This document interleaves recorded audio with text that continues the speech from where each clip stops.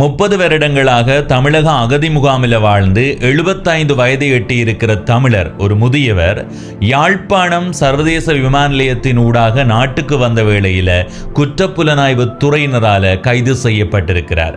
அவருடைய கைதுக்கு பிறகு நீதிமன்றத்தில் அவர் முன்னிலைப்படுத்தப்பட்டிருக்கிறார். எனவே நீதிமன்றம் என்ன தீர்ப்பை வழங்கி இருக்கிறது என்பதையும் இந்த காணொளியில உங்களோடு பகிர்ந்து கொள்ள போறேன். கனடாவினுடைய பொதுமக்கள் பாதுகாப்பு அமைச்சராக பதவியேற்றிருக்கிற ஒரு தமிழருக்கு ஈழத்தில் இருந்து முன்னாள் அமைச்சர் ஒருவர் கடிதம் ஒன்று அனுப்பி வைத்திருக்கிறார். அந்த கடிதத்தில் விடுதலை புலிகள் 60,000க்கும் மேற்பட்டவர்களை கொன்றதாகவும் அதை நியாயப்படுத்த முடியுமா என்ற கேள்வியையும் கேட்டிருக்கிறார். கட்டுநாயக்க விமான நிலையத்தில் இத்தாலியை சேர்ந்த பெண் ஒருவர் கைது செய்யப்பட்டிருக்கிறார்.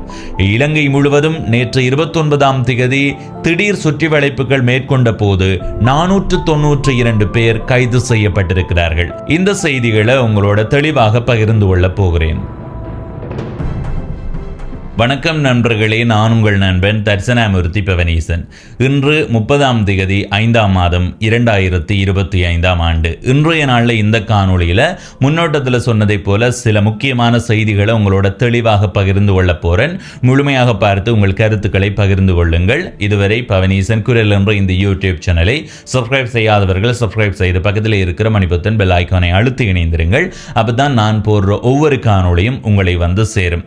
முதலாவது மிக முக்கியமான செய்தி ஒன்று. புலம்பெயர்ந்து வாழ்கிற வெளிநாட்டில் வாழ்கிற தமிழர்களுக்கு இந்த செய்தி பேர் அதிர்ச்சியை கொடுக்கும் என்றதில் எந்த விதமான சந்தேகமுமே இல்லை. ஏனென்றால் தமிழ்நாட்டில் அகதி முகாமில் பல தசாப்தங்களாக வாழ்ந்த சிவலோகநாதன் என்ற ஐயா, அவர் 30 வருடங்களாக வாழ்ந்ததாகவும் சில இடங்களில் சொல்லப்படுது. எனவே அந்த ஐயா அங்கே இருந்து இந்த நாட்டுக்கு வாரதுக்கான ஒரு முயற்சியை எடுத்து யாழ்ப்பாணம் சர்வதேச விமான நிலையத்தில் வந்து இறங்கிய போது அவர் குற்றப்புலனாய்வு துறையினரால் கைது செய்யப்பட்டிருக்கிறார் என்று செய்திகள் வெளியாகி இருக்குது.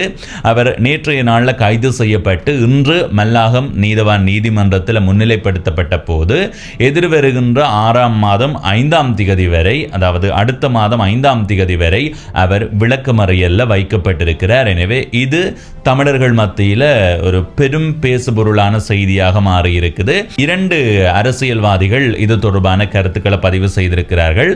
முதலாவது எம்.ஏ. சுமந்திரன் அவர்கள் இது தொடர்பாக பதிவிட்டிருக்கிறார். அவருடைய பதிவை வாசிக்கிறேன். எனது சேவை பெறுநரின் அனுமதியோடு இந்த பதிவை செய்கிறேன். இந்தியாவில் அகதி முகாமில் பல தசாப்தங்களாக தஞ்சமடைந்திருந்து நேற்று பலாலியை வந்தடைந்த 75 வயதான ஒருவர் கைது செய்யப்பட்டு இன்று குற்றப்புலனாய்வு துறையினரால் மல்லாகம் நீதவான் நீதிமன்றத்தில் முற்படுத்தப்பட்டார்.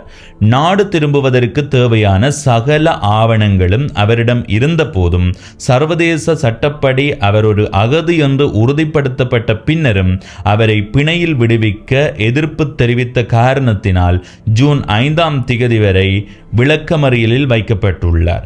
நாடு திரும்புவதற்கு தயாராக இருக்கும் 10,000க்கும் மேற்பட்டவர்கள் பயந்து வராமல் பண்ணுவதற்கான ஏற்பாடா இது என்று எம்.ஏ. சுமந்திரன் அவர்கள் தன்னுடைய பதிவை இட்டிருக்கிறார். அதுபோல மனோ கணேசன் அவர்களும் ஒரு பெரிய விடயத்தை பகிர்ந்திருக்கிறார். அதில் முக்கியமான அந்த விடயத்தை மட்டும் வாசிக்கிறேன். தமிழக முகாமில் 30 வருடங்களுக்கு மேல் வாழ்ந்து வயோதிபம் அடைந்து உங்களை நம்பி நாடு திரும்பிய 75 வயதான சின்னையா சிவலோகநாதனை விமான நிலையத்தில் எதற்காக கைது செய்தீர்கள்? கைது செய்து இன்று பிணையில் வெளியே விடாமல் சிறையில் அடைக்கிறீர்கள். வெளிநாடு சென்ற தமிழர்களை திரும்பி வாங்கோ வாங்கோ என நீங்கள் தானே வெற்றிலை பாக்கு வைத்து அழைக்கிறீர்கள்.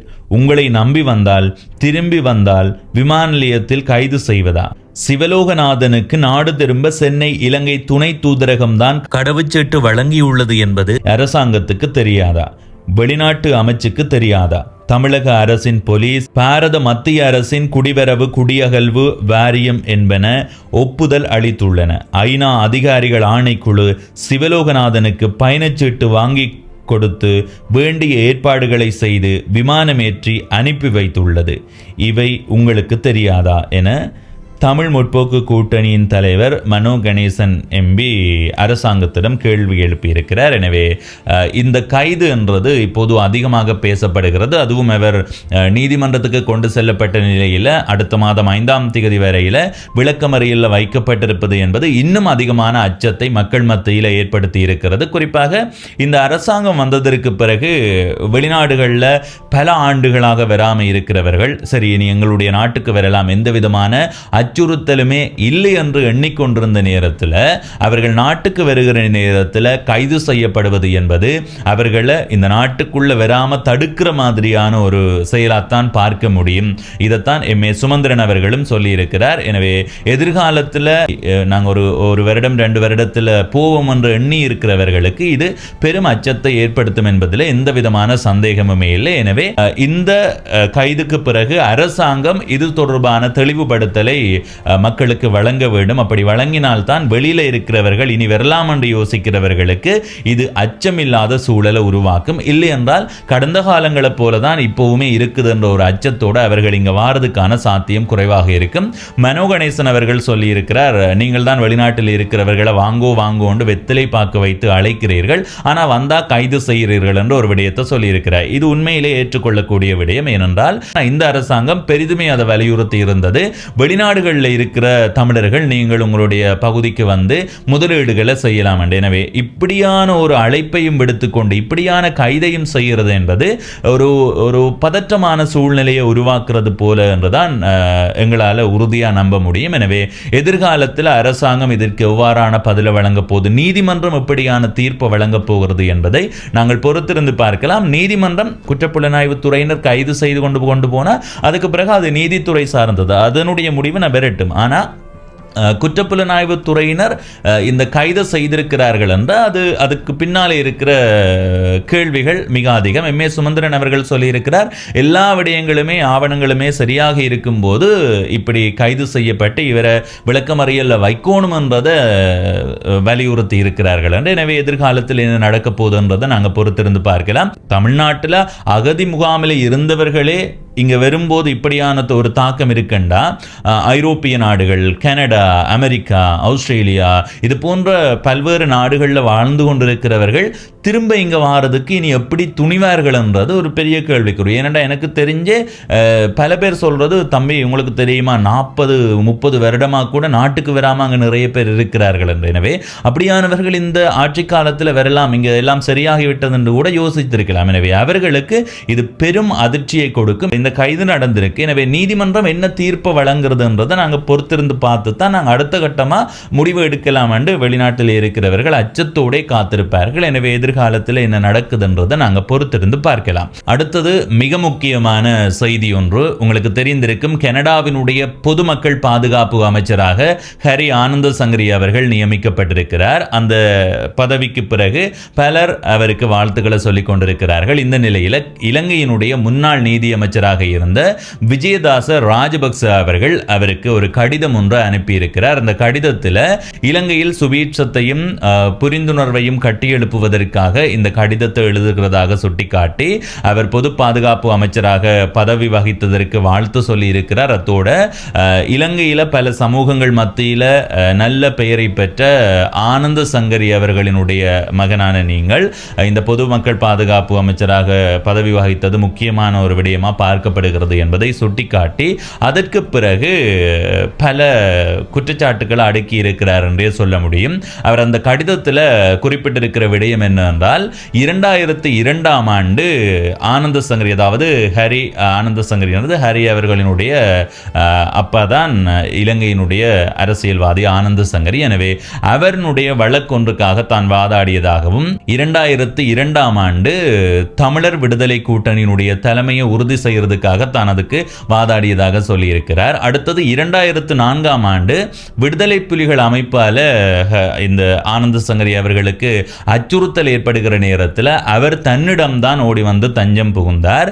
அவரை தான் பாதுகாத்ததாகவும் அதற்கு பிறகு சந்திரிகா பண்டாரநாயக்க குமாரதுங்கவிடம் அழைத்து சென்றதாகவும் அதற்கு பிறகு அவருக்கு பாதுகாப்பு வழங்கப்பட்டதாகவும் அந்த பாதுகாப்பு 2 தசாப்தங்களுக்கு தொடர்ந்ததாகவும் சுட்டிக்காட்டி இப்படியான ஒரு பின்னணியில் இருக்கும்போது கனடாவில் விடுதலை புலிகளினுடைய தலைவரையும் பிரபாகரனையும் முன்னிலைப்படுத்திய சில விடயங்கள் என்பது தனக்கு அதிர்ச்சியாக அமைகிறதாக ஒரு குற்றச்சாட்டை முன்வைத்திருக்கிறார். அதில் அவர் சுட்டிக்காட்டியிருக்கிற இன்னொரு விடயம் என்னவென்றால் விடுதலை புலிகள் அமைப்பால 60,000 பேர் வரையில கொல்லப்பட்டிருப்பதாகவும் அதுல 27,000 பேர் இராணுவ வீரர்கள் என்று சுட்டிக்காட்டியிருக்கிறார்.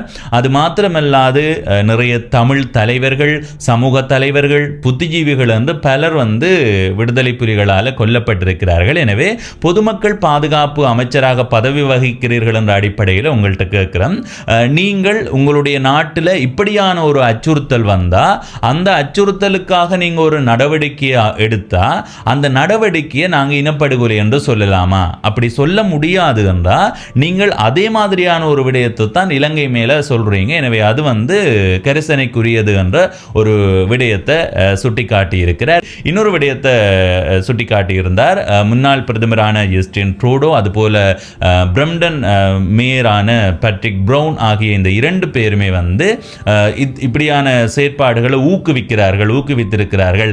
அவர்கள் உங்கள் மேலே இருக்கிற அக்கறையில தான் இதை செய்கிறார்கள் என்று எடுத்துக்கொள்ளக்கூடாது.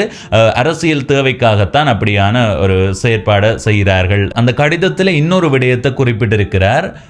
தற்போது இலங்கைக்கு தூரநோக்கு சிந்தனையும் அதுபோல கரிசனையும் தேவைப்படும் சந்தர்ப்பத்தில் பல புலம்பெயர் அமைப்புகளும் பல வெளிநாட்டு தரப்புகளும் சுயநல சந்தர்ப்பவாத அரசியலை செய்வதால் அது இலங்கையினுடைய நிலைமையை மேலும் மோசமாக்குறது என்ற ஒரு குற்றச்சாட்டு அந்த கடிதத்தினூடாக முன்வைத்திருக்கிறார். எனவே இந்த கடிதத்துக்கு ஹரி ஆனந்த சங்கரி அவர்கள் எதிர்காலத்தில் ஒரு பதில் கடிதம் அனுப்பினார். அவருடைய பதில் கடிதம் எப்படி இருக்க போகுது என்ற ஒரு எதிர்பார்ப்பு பலர் மத்தியில் இருக்கிறது. எனவே நாங்களும் இது தொடர்பான பதில் கடிதத்துக்காக காத்திருப்போம். கட்டுநாயக்க விமான நிலையத்தில் வைத்து இத்தாலியை சேர்ந்த பெண் ஒருவர் கைது செய்யப்பட்டிருக்கிறார். அவரிடமிருந்து 10 கிலோ 232 கிராம் கொக்கைன் போதைப் பொருள் கைப்பற்றப்பட்டிருக்குது.